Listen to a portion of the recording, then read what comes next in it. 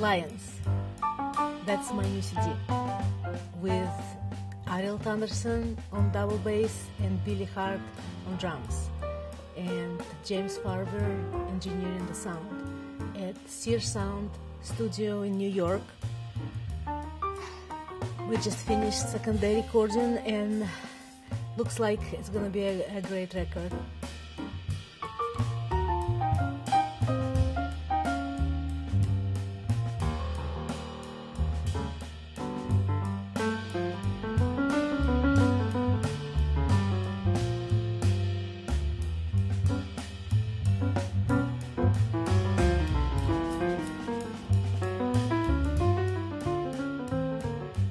Night in Savannah, and migrating birds and stars bathing in the shallow waters, and as all environment where lions live and thrive and be lions with their courage and strength and innocence and noble character.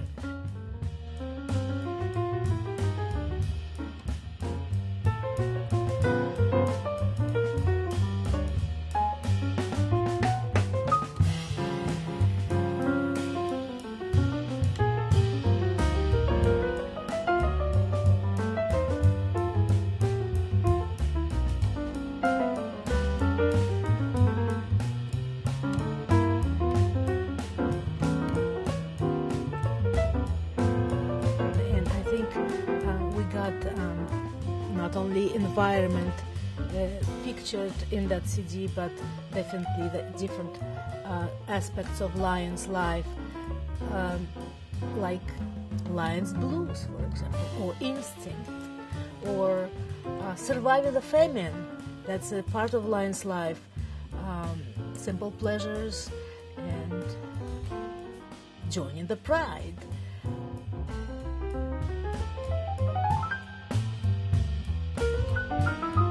I don't know if all the songs would fit on the CD. I think we recorded like a lot of music, maybe more than enough, or maybe I have to do the double, but we'll see.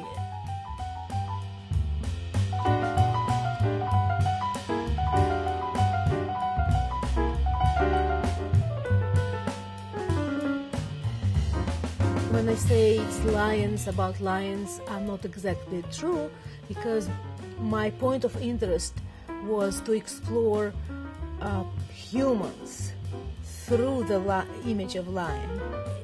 It's so interesting for me to just see how we people can be either lions or hyenas, or hyenas, or dogs or cats. It's like musicians who played on the project, they are lions to me.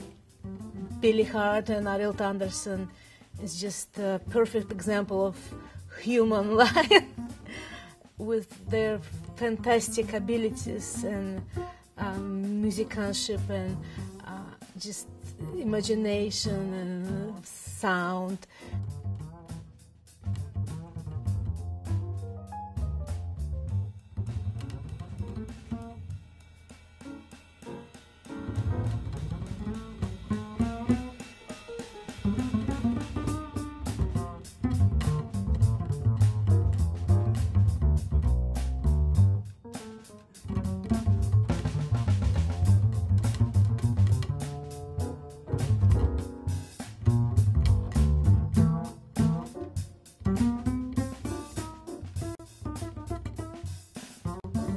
I feel like I've been progressing in my own musical journey and getting somewhere in the unfamiliar territories, maybe with certain songs.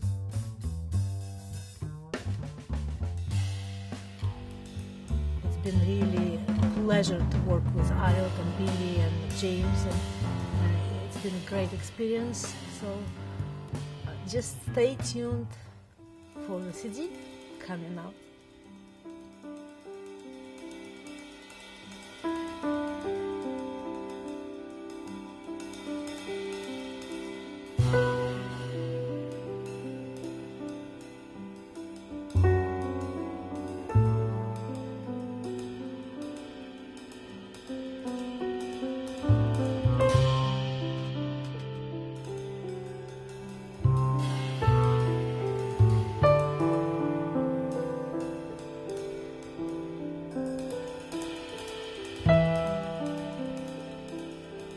called me on the phone and said she wanted me to be a part of her project. So, but evidently the project had already started. I mean, she had already composed a lot of these pieces, which is ambitious, you know, in their own way. They're very unique and actually prophetic.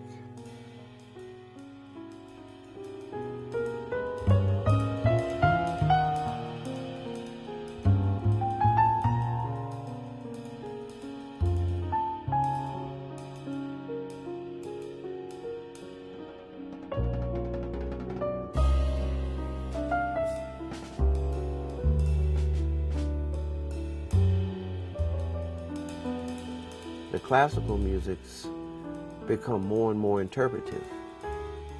And I think we're finally at that point in American music where more and more through composed pieces will be considered jazz now.